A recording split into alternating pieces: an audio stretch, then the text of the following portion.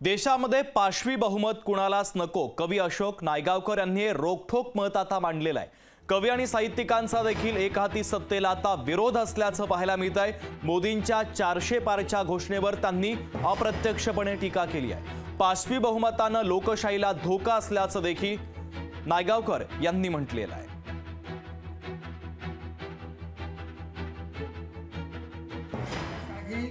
किती नाही म्हटलं तरी जे काही मतांतर सगळीकडे संमेलनं चालली आहेत, सगळ्यातनं अनेक ठिकाणी लेख छापून येत आहेत वगैरे, हे ज्यार्थी छापून येत आहेत त्यार्थी लोकशाही अजून जिवंत आहे।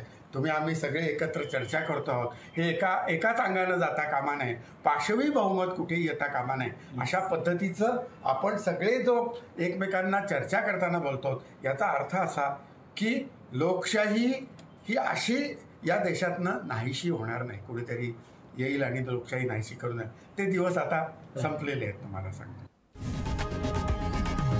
लोकशाही मराठी ऐका, पहा, जागरूक रहा।